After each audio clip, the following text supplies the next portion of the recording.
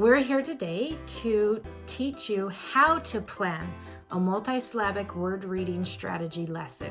So if you've missed our what and why and our how lesson, you'll want to make sure to watch those.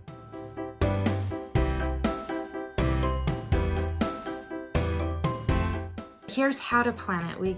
Angie gets that question a lot. Yep. So a lot of upper grade teachers, they just think that they're going to open up a book and kids are going to be able to read all those words. Well, that's not always the case. And so what we can do to help kids be more successful with the words in the text that we provide them is we teach them multisyllabic word reading strategy. So in order to do that, you as a teacher, you're going to have to plan. Planning is important. So what we're going to do today is we're going to show you using a 4th grade text from a program. So I'm just going to kind of walk through the thinking, and Whitney's going to help me out here. Yep. And the lesson card does not have to be anything fancy. Write the title of the text, write down, you'll see what Angie's going to pull out. So I'm just going to pretend like this is my sticky note or my piece of paper. This is my lesson, right? Yep, I'll even just put it on a 3x5 card and leave that right in the text. Right in your teacher copy of the text. Or sticky note, they're my favorite thing too. So here are the 2 pages that I'm going to be looking at. So what's this text title? The text is called Wind at Work. In case my sticky note falls off or my it's lost 3x5 somewhere. card. Okay, Wind at Work. Wind at Work. What's the page number even? I like to write that down. 223. 223. And what pages are these words coming from? I like to jot that down. Yeah, 224 and 225 is where we're looking right now. Okay. So now I come to this text with the understanding of my students in my head. So I think about what my kids know, what they don't know, what they struggle with generally. So I know I have some that struggle more than others. But as a whole, what are some words that I know that I want to use and pull to support them? So I scan through the text. I am not reading it right now for a comprehension lesson or for understanding. I am looking for multisyllabic words to teach them how to use a strategy.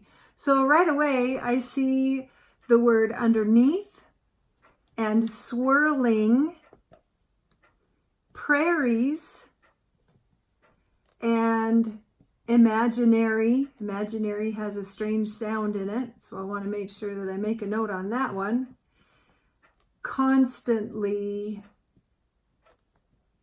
And then down in one of the captions, there's a word directly. That one has a schwa in there.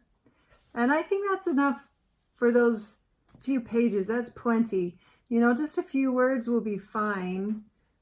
I was pretty fast to get them all. I'm almost there. Now, what I like to do when I grab my words is I'll write a list and then eliminate a few that I don't want or decide which ones I want to do as a model. That's kind of messy. Which ones I want to do, that works, as a we do together, and then which ones I want to have the kids try on their own before we get into the text reading. So with these, I'm thinking that constantly would be a good one to model. And because, you know, this could be considered a prefix, but to leave, I don't know, we have a root word here, but I don't know if all of my class would consider that. It doesn't matter if I cover it or not. I think we could get that word, and then we have ly, which we could cover.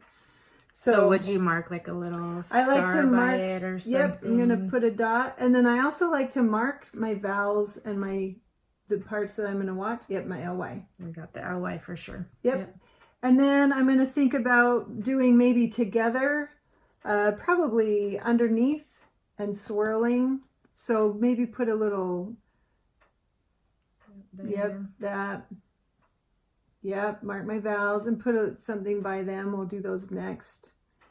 And then we'll leave, we got imaginary written twice. Perfect. Oh, nice. See, you were so fast. I will erase this one off. Use your imagination to pretend it wasn't there. So now this one has a tricky sound that I'm going to watch and see if they're able to adjust that sound. and get that correct. It should say imaginary, but it doesn't. It says imaginary. So we're going to see if they adjust that sound to make it a word they know. So I missed directly. That's what I didn't write. Yep, directly. I went pretty fast. And directly or directly, which way do we say it? Doesn't really matter. We're going to be flexible, right? So I'm going to mark those. So some people say it looking at the I blanky directly. Some people say it directly. Doesn't really matter which way we say it. It's dialect that it doesn't change the meaning of the word. So I, as a teacher, I accept either. And then they come to the correct pronunciation of it either way. So you can get them to try that out and be flexible with that as well. So you could do that one another on their own. So the most important thing is that I've pulled those words from my text. I, as the teacher, I'm prepared for the spelling patterns, for the prefixes and suffixes, and, you know, kind of what to expect the kids to be able to do. And this is a tool that might help you when you are planning your lessons to look through the whole week. Do you mind if I show them this? Yeah, so I'll show great. 3rd grade. 3rd, 4th, 5th, and 2nd are the same, but we have this free for you guys. It's just a weekly planning template. And so this phonics section is where these lessons would go. So this lesson could be your Monday lesson, and then just tag it in there. And so I like to put the title of the text. And so I have an example there. So I just write the title of the text. I like to write the page numbers, and then I know my lesson, what we just showed you, how to plan. The lesson is on a card or a sticky note. And just one more little thing with planning that I'll reiterate is in the upper grades, you'll pull those words and you'll do them before you do your comprehension lessons. So make sure that if you put them on your planning page, you have those pages phonics, and then later in the day, you can go into your comprehension lesson because now they know how to read those words. So would any of those words be vocabulary words that you may teach? You bet. Like in this text, swirling is a vocabulary lesson. All right, so that's how to prepare your own multisyllabic word reading strategy lesson. Thanks for watching. Comment, ask questions. We're here to help. Make sure you check out our blog, thesimpleteachers.blogspot.com. I'll put links. I'll put links to the planning template. I'll put links to our Let's Read multisyllabic words. So check those links down below. Subscribe, like, comment, share. Thank you. Thanks. Simply Teach.